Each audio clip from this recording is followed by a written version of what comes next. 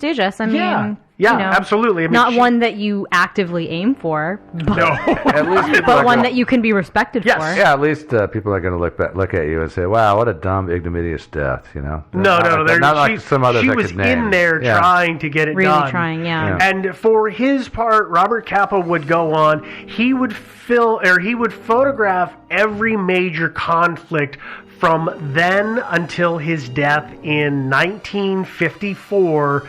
He got an assignment for Life magazine to take photographs at the end of the first Indochina War. This is in Vietnam. It's not the actual Vietnam War. The designation for being the Vietnam War takes about another year or so, but our Vietnam War, the French were there. This is when the French were being pushed out, and I mean that was still the Vietnam War, same war. It was in Vietnam, yes, but it's got the designation of the first and the second Indochina Wars. Yeah. But the point is, he's there, he's taking photos of the troops, and at one point he says he's going to go ahead and take photos back down the track they're walking. He steps on a landmine, and that takes his life. And that is the end of Robert Capa.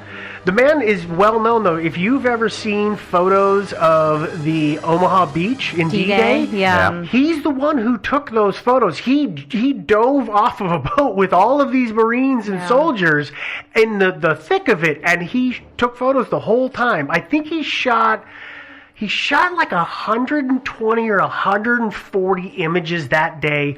Only 11 of them survived because, unfortunately, when he sent his film to the UK to get developed, a film tech screwed up and destroyed all but those 11 iconic images that we have. Amazing photos. Still, probably the ones that got destroyed were even more iconic, or even more amazing. At least. Yes. So he's very well known. He is the standard of war photography, and if like I said, you've probably seen his work. You just didn't know who he was. Okay, so. Back to The Falling Soldier. 25 years go by. Everybody has taken the story of this photo at face value. Nobody has really said, nah, that can't be right. Well, I mean, was the time. Yeah, no, it makes total sense. But then in the 70s, a book comes out and somebody says, I don't know if I think that's really real, but we don't have anything to corroborate it. And then an amazing thing happens, which is, remember we said he left Paris because the Nazis were coming? Yeah. Well, when he did, he left his darkroom, he left all of his film and his negatives there, and he had a suitcase with 3 boxes of developed film in those boxes. Somehow, through some series of events, that suitcase made its way into a diplomat's hands. That diplomat took the suitcase to Mexico, where it lived for the next 70-some years until such time as a bargain was struck and that film was brought forward and given to the Capa estate and Magnum Photos. And Magnum is the company that he helped start with 3 other well-known photographers back in the 30s that he did that. Yeah. But they developed they created prints off of all of that cellulose, and it was amazing that it was still viable. Because if you remember, film degrades over time. Especially back in the older days. Yeah, it's not as stable as it is today. So it was amazing that this stuff was in really good shape. And they got a whole bunch of images from his time in Spain. The image of the falling soldier is not in that set. But what is in there is some other images that he took at the same time. And it helps paint maybe a timeline of where he was and what was going on when that particular photo was shot. Thus, even more questions are asked. Now, it was amazing is that not only were his photos found in that suitcase, Gerda's photos, some of hers were also found. And a man by the name of David Seymour, who had a really colorful nickname that I forgot, but I can't remember his name. I loved his nickname, but I've forgotten it. But all these lost images of theirs from that war were found, which is wonderful. But now what we're left with is we have more information, we have more images, but it's an incomplete record. And the question here is, was the falling man truly taken in a conflict, or was it not, and it was a staged image? That's what we're going to talk about now that we're in theories. Oh. But first, let's take a quick break. Hey, Hulu has got a new original series coming out. It's called The Looming Tower. It's based on the Pulitzer Prize-winning book by Lawrence Wright. It is about, guess what, all the events leading up to the 9/11 attacks. This series on Hulu traces the rising threat of Osama bin Laden and Al-Qaeda, and how the rivalry and the bureaucratic infighting between the FBI and the CIA might have prevented us from actually heading off those attacks. The Looming Tower stars Jeff Daniels, I'm sure you heard of him, also Peter Sarsgaard and Tahar Rahim. And so The Looming Tower is available now, but only on Hulu. Go watch it.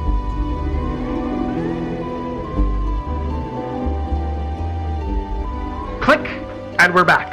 Shim. It was Shim. Yes, it was Shim. Thank you. You're welcome. Thank you. So now that we know who it is, Yeah, sorry. let's get into the first theory. I took all half hour of our break to Google that. Oh, I know you did. Okay, no. So here we've actually got really 3 basic theories. The first theory is that the photograph is authentic in the sense that it is, as they said, it was taken the way just they like you said. Yeah, Yeah. like there is no It's all cover real. story around the whole thing, and it is somebody being killed or at the moment of death from being shot with a bullet. Yeah, it's not that outlandish that you go to a war zone and you manage to get a picture of somebody getting shot. You know? It happens a lot. I bet it does. Yeah. It happens In the war zones. really often. Sorry, people getting shot in war zones happens a lot. Yes. Yeah. Pictures of people getting shot in war zones Is harder. Less. Yeah. Yeah. The timing is tricky. Yeah. Okay, so if we follow this theory though, Kappa's biographers and the guys at Magnum Photos, which again, like I said earlier, was a company he founded, they all say that the photo is the real deal. And there's a man by the name of Richard Whalen. I believe Whalen is still alive, but I swore I saw something that said he actually passed away within the last 2 or 3 years. But he was a biographer of Kappa. And what Whalen did, this was like around 2000, before the suitcase of images had been found. Now, was he the guy that wrote the article for the PBS or Yes. something? Okay, Yeah, absolutely, That's same guy. right, I remember that one. PBS, stop putting your articles on black backgrounds. Yeah. He enlisted the help of a homicide detective. Was it Steve Hodel? No. Just kidding. No. I was like, wait a minute, what? No, it wasn't Hodel. I can't remember the guy's name. Is it in here? We'll find it. But the point is, this detective said, yeah, sure, I'll look at the photo. That's cool. I've seen a lot of things in my line of work as a homicide detective. And what he noticed and he pointed out was in the image, the soldier's left hand is barely visible. Now remember, I said the man is twisting and he's falling backwards and he's twisting to his left away from the photographer, and his left hand is barely visible. His legs are bent, and that hand, you can see it dropping below his left thigh. Well, the fingers on that hand are curling. They're curling inwards. Not in a relaxed way, not like making a fist kind of way. Correct. They're just kind of loose, like when you fall asleep and you wake up and your hand is just kind of loosely curled. Say like when you shake your hands out. Yeah, something just like that. Okay, well, he said, listen, most people, when they are falling backwards intentionally, they cannot help but reflexively put their hand out to break their fall. Or accidentally falling backwards. Yes. Yeah, Anybody who's aware of the fact that they are falling backwards. It's an automatic reaction. Yes. But when you are shot, or well, actually, more importantly, when you are deceased, the tension in your muscles and your whole body go out, and the hands automatically curl inward. And he keyed in on that, saying, listen, I think the guy is actually dead already as he's falling to the ground, and this is a symptom of it, that his hand is total sense. But I have a total issue with it because I'm still struggling with the photo sequence, which we're going to talk about some more soon. Well, another issue is the lack of a bullet hole anywhere. Well, they say that he shot in the head, and remember I said that if you look at this photo, his left, basically the left side of his head, you can't really see That's it true. in the image. I suppose actually if he was really shot, if he was sort of shot in the left side of the head, that would explain why he's twisting around Twisting to in his that left. direction. Yeah. Yeah, Yeah. that totally, like, he could have been shot in the heart and twisting. His white shirt would not show blood yet, because if it is just the moment of impact and he is initially twisting, that flow of blood from everything being cut by the bullet is not going to show up. He could have been shot left back side of his head too, because he has black hair. Right? So it could have been shot in his head. Sorry, I'm going away from Mike. And his head just, like, flung with the velocity of to the right. Could Yeah, also have been. There's a lot of ways. There's a lot of ways that this bullet could have impacted him to kill him and make his body turn in the method that it did. Yeah. Now, the other thing that they are pointing to at Magnum, and Mr. Whalen has also pointed out, was he was looking at the timing of the photograph of the falling soldier, and when it was released, there's a guy, he's a contemporary of Robert Capa. His name is Hans Nemeth. And Nemeth was in Spain at the same time as Capa, doing the same thing, doing war journalism. And by the way, this is another one, I'm name dropping again. This is also a photographer you know. You know who Jackson Pollock is. He's the drip artist from the 50s, the famous guy. Mm-hmm. Yeah. Remember that guy? There's iconic photos of Jackson Pollock at work, and those photos were taken by Hans Nemeth. So you actually know his work as well, even if you didn't realize it. Yeah. You probably have. You're right. I forget. I spent so many years in school in the arts that I forget sometimes that not everybody is seeing. Oh, God, no. Yeah. Like, they were just, I instantly had that. Like, oh, yeah, I know who that is even before I pulled up the image. Yeah. I knew who it was. And that, that image. Yes, Yeah. I knew that image of him bent over the canvas on the floor. Me too, doing but his drip painting. I also went to art school, so. Yes. Okay. Hans Nemeth was near a village. This is, in September of 36, early September of 36. He's in the village of Cerro Muriano when the fighting broke out on the 5th and the 6th of September. And he took a bunch of photographs of the local villagers fleeing from that violence. And he went on record and said, no, I never saw Robert Capa or Gerda at any time while I was there.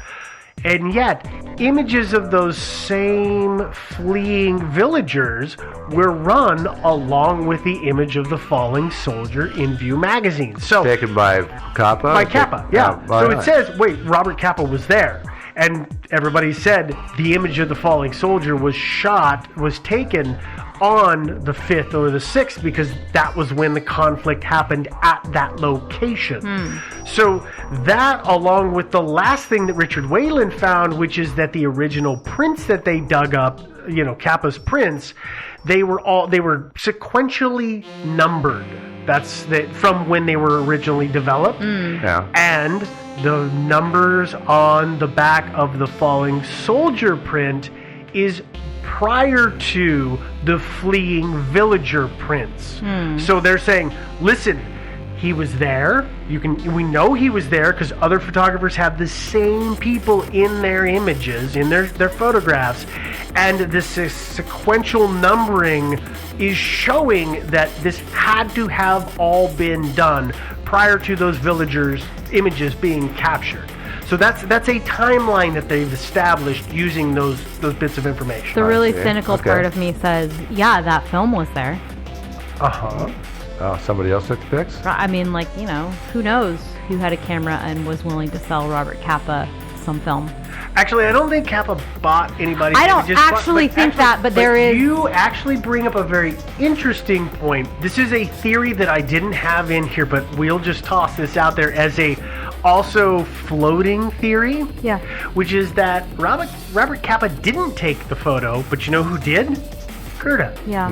Yeah. Because they had made a moniker, I think it was Capa and Taro is the translation of it. They had stamps made up, like that was just their brand. They worked so closely together that there is questions of some of those early photos of which one took them. Right. Now, he had a very distinct style, But if you are taking photographs with someone all the time and you're reviewing your work together, you tend to just naturally pick up. Yeah, if you're co-developing a style. Right. I mean, they're co-developing a brand, Absolutely basically. right. You know? And so maybe... And that's one of those things, too, where it's kind of like she was the first woman to die on a battlefield as a photojournalist. Like, maybe her legacy is even broader than we necessarily know if it is true that she took these pictures, but that they just thought it would sell better. They attributed it to Robert Capa maybe rather than her because he's a man. Again, it's the era. Yeah. This is not me being sexist. This is the era being sexist. Well, I mean, it's not just the era. It's not just the era being sexist. It's the era being super racist because obviously he wasn't even selling photos as a Jew in that time either. He had to change his entire identity. A Hungarian Jew. Yeah, he had to change his own identity, let alone her having to also change all her identity. True that, but do you know if Gerda was even there that day? No. So she was there with Capa. They traveled together.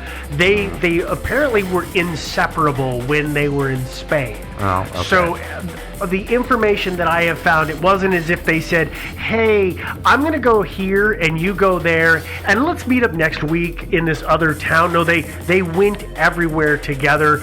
I think it was Hans Nemeth was talking about the fact like they ran out of cover at one point to watch a plane that had been shot down spiraling, and it was him or somebody else just talking about like their general level of almost naivete about like, oh, this and that, and we're gonna do this with our photos, and like this general. I mean, remember, I would say brazenness. Well, but remember, he is a very, very young man at this time. He is like 20, 18 or 20, something like that. He's a very young guy. He was born in 1918. This is happening. Yeah, he's 18 years old. Again, I would call that boldness, not necessarily, or brazenness, not necessarily like naivete. The immortality kind of thing. Yeah, the immortality. Yeah, there's some of that, but there's also that sort of like this, again, just, you know, knowing kind of what we know from like later interviews and things like that of him, thinking that he probably did think, it wasn't just like, I could never die. It was like, this is important and I should capture it. You know, and so that's, I mean, that's hard. It's hard to tell. He had this, his motto was amazing, and unfortunately it may have also been what cost him his life, which is, if your photos aren't good enough, you're not close enough. Yeah. But so that's why I don't think like naivete, I think just like this, like, I mean, you know, brazenness, whatever we want to call it. But, you know, I mean, sometimes people are just obsessive about certain things. And which is also fine. It makes them sort of have a little bit of disregard for their safety. I was listening to an interview with an NPR correspondent recently, and she said, you know, the really interesting thing about being a war correspondent is that I have this really bad behavior, which is like kind of self-destructive, and that it's like I go to Iran during the war and report on it while there's bombs dropping around me, and then I get a reward, which is an actual broadcasting award, and people are rewarding me for this. So my learned behavior is me doing this really dangerous, horrible thing is what makes me really good at my job. And I think that, you know, that's kind of feeds into that as well. Yeah, absolutely, yeah. And you know, the thing about war, too, is that most of the bullets miss. Yeah. So your odds are actually... Most of them are stormtroopers. As long as they do. Yeah, so odds are you can run out there in the battlefield and you won't get shot. Yeah. You know? But, I mean, I guess, I don't know. I mean, I would agree.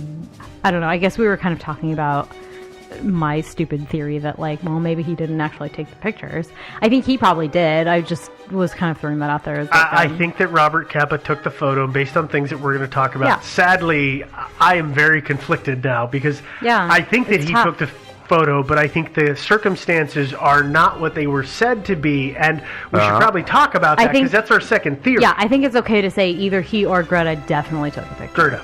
Gerda. Sorry. Not Greta. Greta? Her original name was Greta, but she changed it to Gerda. Sure. You were close. Anyway, sorry. I think it's safe for us to say... I think we should call her Greta. Yeah. I think it's safe for us to say somebody that owned that brand took the picture. Okay. We'll go with that. So let's go on to theory number 2, which is indeed that the photo is a fake. And by fake, I mean it is not what it is portrayed to be. It was staged. It was posed. Yep. Yeah. So the process of faking photos, as Joe said, you know, I mean, the process of taking photos of war that happened as soon as people figured out how to take photographs. And right after that, they figured out how to fake photos to get what to tell the story that they wanted to tell. They would manipulate the image in such a way so that it told their story, and it didn't matter what else. It happens in